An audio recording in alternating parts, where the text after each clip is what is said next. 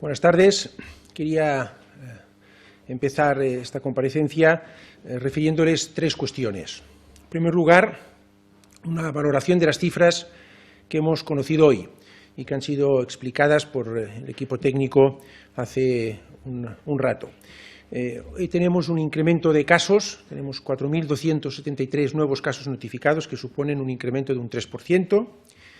Tenemos ya, a fecha de hoy, 40.437 personas que se han recuperado del virus, de las 135.032 que han estado contagiadas en España, y hemos de lamentar una vez más un número de fallecidos que ha incrementado en estas últimas 24 horas en 637 personas, y a las cuales dirigimos, como siempre hacemos, nuestras condolencias y nuestro sentido pésame. En los datos de las unidades de cuidados intensivos, que hemos estado siguiendo también estos últimos días muy de cerca, sugieren o demuestran una estabilización en base a los datos que nos han estado notificados. Con toda la prudencia con la que siempre acogemos los datos, especialmente los datos de inicio de semana, hemos de decir que estos datos que hemos conocido hoy siguen confirmando esta tendencia de estabilización y ralentización y nos reafirman en el objetivo que nos hemos fijado para esta semana, que es el de consolidar la ralentización. Esta semana creemos que el objetivo en esta lucha contra la epidemia es el de consolidar la ralentización en cuanto al número de nuevos casos. Quiero, en segundo lugar, poner estas cifras en perspectiva. Estamos al inicio de la cuarta semana desde que se decretó el decreto de alarma, por tanto llevamos 3 semanas y, como les decía, quiero poner estas cifras, estos datos en perspectiva. Al inicio, el 15 de marzo, el primer día después de que el Gobierno decidiera decretar el estado de alarma, teníamos una media de incremento de casos del 22%. Hoy estamos en el 3%. Esto nos lleva a concluir que el estado de alarma y todas las medidas que ha adoptado el Gobierno de España y el ejemplar cumplimiento que de las mismas ha hecho el conjunto de la ciudadanía han funcionado y han beneficiado al conjunto de todos los españoles. Insisto, han funcionado y han beneficiado al conjunto de todos los españoles. Es verdad que cuando en su momento las adoptamos, el sábado 14 de marzo, pues había quizá algunas dudas y algunos territorios que planteaban tomar medidas de distinta índole en distintas partes del territorio, algunos sectores también de la sociedad. Yo creo que los datos que hemos ido conociendo, si los ponemos en perspectiva y los vemos cómo han evolucionado estas 3 semanas, nos deben de llevar a la conclusión clara, primero, de que estos datos han funcionado, 22% de media al inicio hace 3 semanas, 3% de nuevos casos hoy, y segundo, han beneficiado a todos los ciudadanos españoles, al conjunto de España. Y esto creo que es importante ponerlo en perspectiva y subrayarlo hoy. Y en tercer lugar, pues quería hacer un balance de las medidas que el Ministerio de Sanidad, en tanto que autoridad delegada competente, ha hecho estas 3 semanas. Hemos adoptado 34 órdenes e instrucciones, básicamente en 4 ámbitos que, si les parece y me permiten, voy a repasar muy brevemente. En primer lugar, el primer ámbito ha sido el refuerzo del Sistema Nacional de Salud. La primera medida que tomamos fue la de poner a disposición de los responsables sanitarios de las comunidades autónomas, los consejeros o consejeras de cada comunidad autónoma, toda la sanidad privada. Es decir, funcionar en España con un único Sistema Nacional de Salud, formado por el sistema público y el sistema de sanidad privado. Aprovecho también para reconocer una vez más y subrayar el papel importantísimo que han jugado las comunidades autónomas. Segundo, medida de refuerzo del Sistema Nacional de Salud fue también la puesta a disposición de los responsables autonómicos de un conjunto de profesionales, alrededor de 70.000 de distintos ámbitos, personas que se habían jubilado en los últimos años, estudiantes, personas que estaban apartadas de la asistencia, hasta 70.000 personas puestas a disposición de aquellos responsables autonómicos para que, si así lo consideraban oportuno, en base a las necesidades de sus respectivas áreas territoriales, pudieran incorporarles. Y finalmente también dotar al Sistema Nacional de Salud de instalaciones complementarias, básicamente hoteles, bien para ampliar la capacidad asistencial en algunos casos, como por ejemplo en Madrid, en Cataluña y en otras comunidades autónomas, bien para hacer usos de apoyo logístico a los hospitales, alojando médicos u otro tipo de cuestiones de referencia. Por tanto, refuerzo del Sistema Nacional de Salud, donde hemos dirigido una buena parte de estas 34 órdenes e instrucciones que en estas 3 semanas hemos ido dictando. Un segundo capítulo importante ha sido el de suministro, básicamente en 3 ítems. en 3 categorías de productos: productos de protección, equipos de protección individual, test de diagnóstico del coronavirus y equipos de ventilación mecánica, sobre todo equipos de ventilación mecánica invasiva. Y ahí hemos actuado, como hemos venido explicando estas 3 semanas, y quería hacer hoy un balance en 2 direcciones. En primer lugar, adquiriendo estos productos, comprando estos productos. A fecha de hoy les puedo decir que el conjunto del Gobierno, el Ministerio de Sanidad, pero el Ministerio de Hacienda, con la colaboración del Ministerio de Asuntos Exteriores, del Departamento de Comercio Exterior, hemos realizado compras en estas 3 semanas por importe de 845 millones de euros en estas 3 categorías de productos. Yo quiero decir que ha sido un despliegue importante que se ha hecho en 3 semanas desde la entrada en vigor del decreto de alarma y bueno, pues quería compartir con ustedes este balance de 845 millones de euros en productos de esas 3 categorías adquiridos durante estas recientes 3 semanas.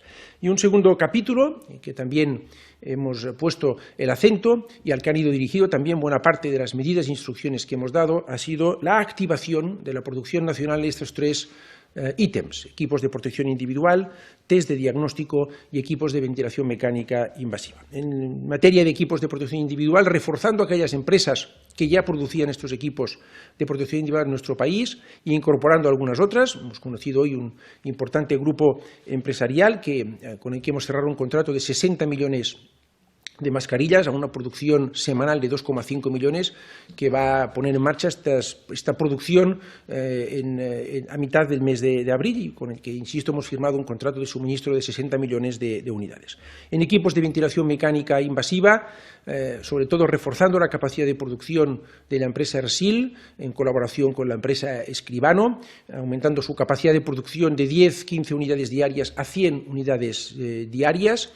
También con esta empresa hemos cerrado un contrato de suministro de 5.000 unidades a ser suministradas en 2 meses y también, por ejemplo, el proyecto de SEAT con Hospital Clínic y Hospital Germans Trias, que también obtuvo la autorización para realizar análisis clínicos. Hoy mismo hemos autorizado de otros muchos proyectos en materia de equipos de ventilación mecánica invasiva, hemos autorizado hoy mismo también otro análisis, otra investigación clínica, en este caso de un proyecto de equipos de ventilación mecánica invasiva producidos con tecnología de impresión 3D, en este caso patrocinado por el Consorcio de la Zona Franca y Leitat. Y iremos procediendo a autorizar más iniciativas que se están trabajando en este capítulo.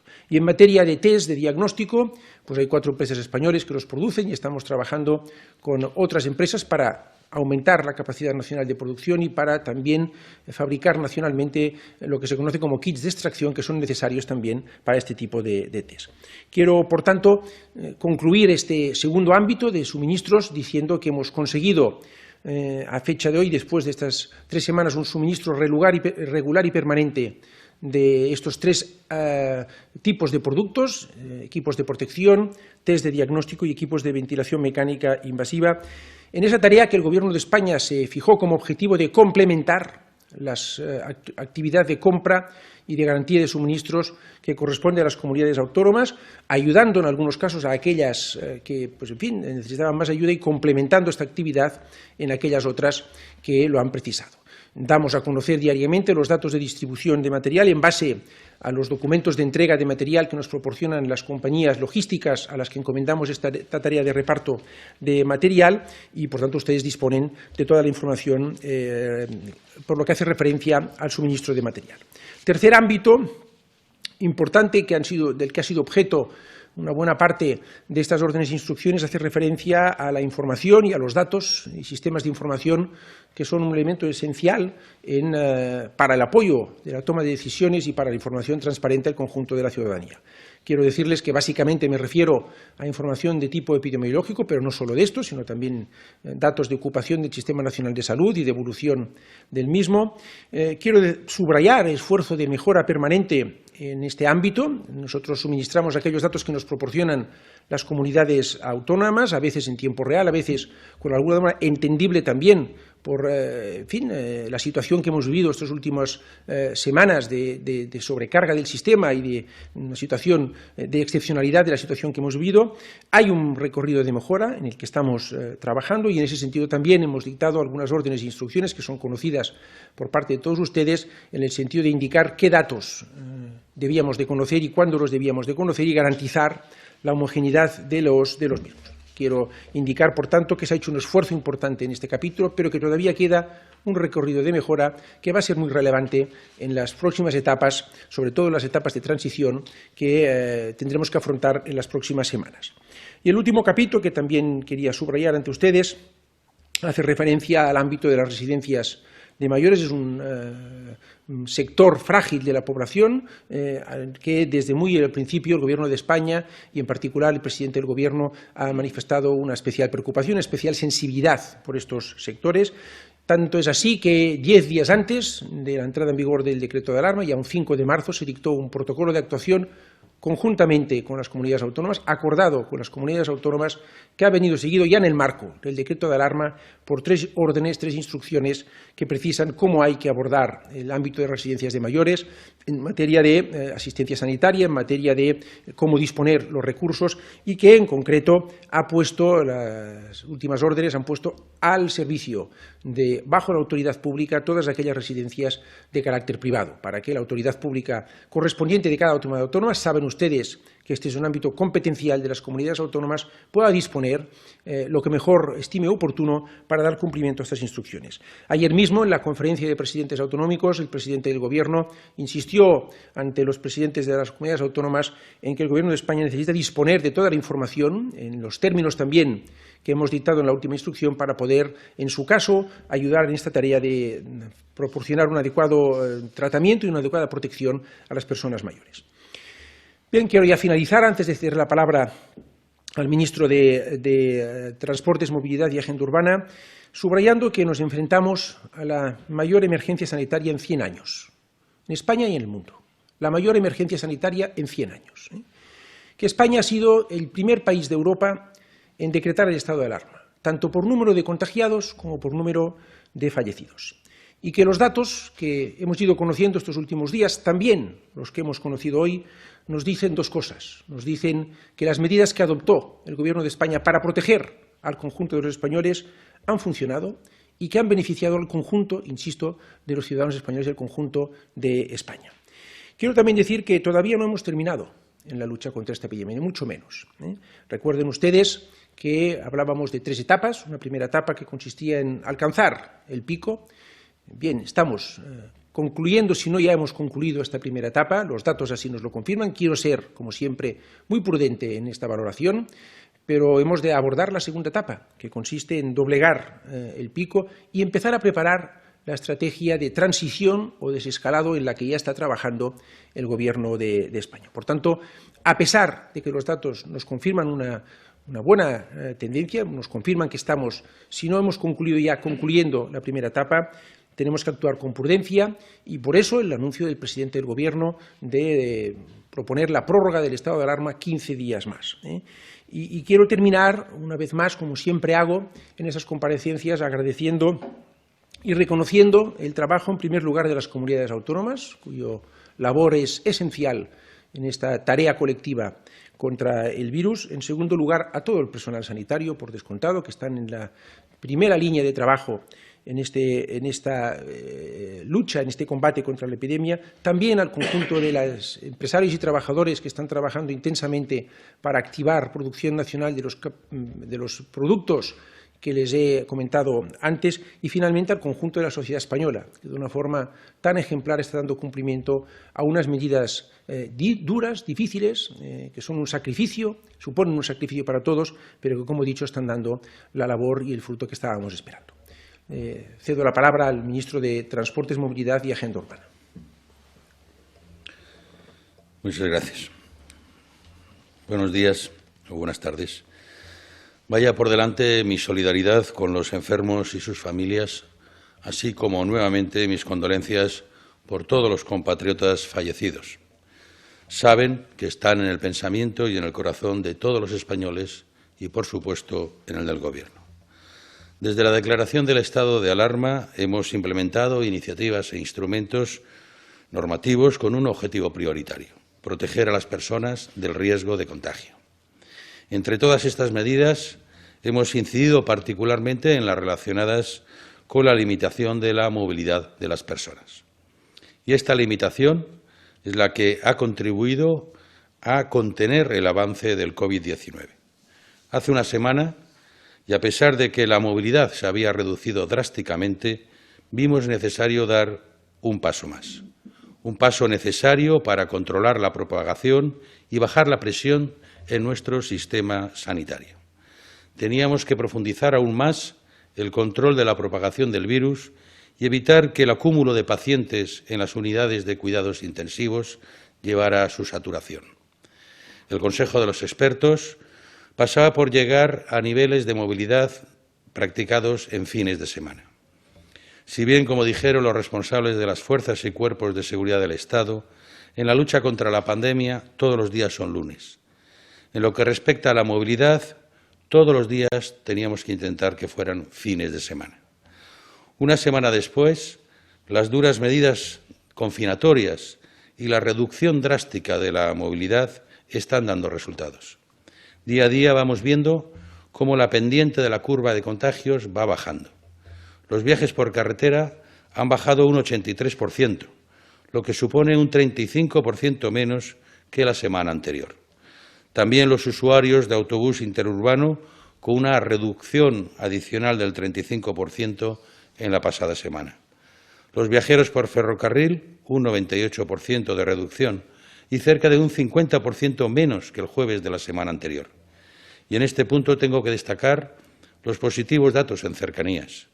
En un medio de transporte masivo, en grandes ciudades, que en condiciones normales utilizan diariamente más de 1.200.000 personas, los usuarios han bajado cerca de un 95% y hemos conseguido que en un día laborable como el pasado jueves tuviéramos un 20% menos de viajeros en cercanías que en el anterior fin de semana del estado de alarma. Por tanto, hemos cumplido el objetivo de hacer de un día laborable un fin de semana en términos de actividad. En cambio, donde no puede ser fin de semana, sino casi lo contrario, es en el ámbito del transporte de mercancías, donde su labor es esencial para mantener la cadena de abastecimiento. Por ello, estamos tomando medidas cada día para facilitar esta labor. Hoy mismo vamos a aprobar una orden ministerial en la que, con las debidas medidas garantizadoras de la seguridad, se flexibiliza el sistema de renovación de tacógrafos y tarjetas de empresas de transporte, afectado por las medidas extraordinarias destinadas al control y erradicación de la pandemia. También las mascarillas que estamos adquiriendo para los profesionales del transporte ya están disponibles para su recogida en las oficinas de correos en función de la dirección postal de los beneficiarios. En el caso de las islas, estarán disponibles a partir de mañana 7 de abril. Hemos publicado en la página web del Ministerio el listado de destinatarios de estas mascarillas que estamos repartiendo, indicando las oficinas de correos donde deben ir a recogerlas, debiendo identificarse para ello. Este reparto está dirigido a un total de 162.000 empresas y autónomos del sector, incluyendo entre ellos a los que realizan transporte público de mercancías por carretera, transporte público de viajeros por autobús, servicios de taxi y VTC, y transporte sanitario, así como a las empresas privadas de transporte de mercancías por ferrocarril. Está siendo un trabajo logístico muy importante durante este fin de semana para poder distribuir las mascarillas a lo largo de más de 2.300 oficinas de correos existentes en toda la geografía nacional, incluidas las islas, de forma que a partir de hoy puedan ser retiradas por estos profesionales del transporte, a quienes debo agradecer una vez más su profesionalidad durante el estado de alarma. Conforme nos vayan llegando más mascarillas, procederemos a hacer un reparto con similar logística. La evolución de la pandemia, en lo que se refiere al número de personas infectadas y número de personas curadas, es indicativa de que encaramos una nueva fase en la batalla contra la pandemia. Una fase que nos va a exigir tanto o más disciplina que la anterior. La nueva fase, en la que se podría producir una reactivación de algunos sectores o actividades económicas, no implica una relajación de nuestra actitud frente al virus. Se hará bajo criterios de salud pública y económicos. Tenemos que preparar al país para volver a la actividad económica en condiciones de seguridad sanitaria. Estamos en el proceso de análisis para preparar esa transición. Se tendrá en cuenta la relevancia de los sectores respecto a la economía, pero también su impacto social. Y, por supuesto, las posibilidades de mantener las medidas de seguridad y distancia social en los sectores que se incorporen a la actividad. Cada escenario exige una revisión y adecuación de la estrategia como país frente al virus, del mismo modo que cada día es un día de rendición de cuentas ante los medios de comunicación y ante la opinión pública, tal y como venimos haciendo 2 veces al día, 7 días por semana, desde que el pasado 14 de marzo decretamos el estado de alarma y decidimos afrontar como país las medidas de confinamiento más severas que están resultando eficaces. Un esfuerzo de comunicación cuyo procedimiento se ha adaptado a las demandas de los medios de comunicación, como bien saben, y que en sí mismo refleja el compromiso de transparencia de este Gobierno con la sociedad. Un esfuerzo, por tanto, coherente con el sacrificio solidario y ejemplar que viene realizando el conjunto del país. Lo que no sería comprensible es que, ante una crisis tan grave, el Gobierno optara por no dar ruedas de prensa. Ni lo entendería la sociedad, ni, por supuesto, lo entenderían los medios de comunicación. En este punto quiero manifestar el ánimo que al Gobierno nos provocan palabras como las del director general de la Organización Mundial de Salud para Europa, quien expresó de manera pública que se sentía profundamente impresionado por el heroísmo de los trabajadores de primera línea, por la solidaridad de los españoles y por la resolución inspiradora del Gobierno español en esta pandemia. Creo que es importante recordar estas palabras de reconocimiento a la labor realizada por el conjunto del país, porque siempre es justo hacerlo, porque es humano encontrar en el reconocimiento y la admiración de los demás un motivo de ánimo que nos permita superar momentos de flaqueza en medio del confinamiento y porque lo que España necesita es esperanza. Lo que no le hace falta ni bien a nuestro país, ni nos hace bien, es el regreso o el recreo de los agoreros y los catastrofistas. Los españoles nos estamos sacrificando porque es lo que debemos hacer y porque así estamos superando esta dura prueba. Esa es la verdad y eso es lo importante. Quiero aquí reconocer a la oposición que ya ha adelantado su apoyo a la prórroga del confinamiento. Un apoyo responsable en este punto que merece ser reconocido porque es de justicia hacerlo. Y con la esperanza también de que esa actitud de unidad, de colaboración y de arrimar el hombro frente a la adversidad marque la senda futura ante una batalla que debe adaptarse a la evolución de cada escenario. Hay quien a esa perceptiva adaptación a un escenario ciertamente cambiante lo llama improvisación. Yo reparo en el reconocimiento internacional, en la eficacia de las duras medidas adoptadas, en las ayudas a parados, autónomos, pequeñas y medianas empresas, en las ayudas de alquiler y en los esfuerzos ímprobos porque esta crisis no se salde con colectivos ni ciudadanos en la cuneta. Y solo puedo pensar que se están implantando medidas con unos objetivos claros de actuación. Nuestro objetivo es, como bien saben, vencer a la pandemia y salir de este trance con las menores heridas sociales posibles. Y este objetivo creo que son compartidos por la inmensa mayoría de la sociedad española.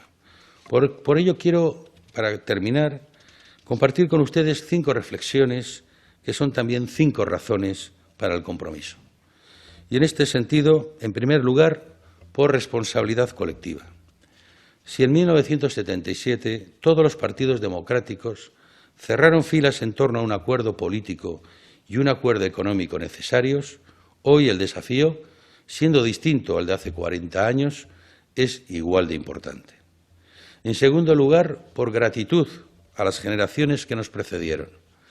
La España de hoy es muy distinta a la de hace 40 años, pero el régimen democrático y de libertades que hemos disfrutado se debe en buena medida al esfuerzo que entonces realizó una generación.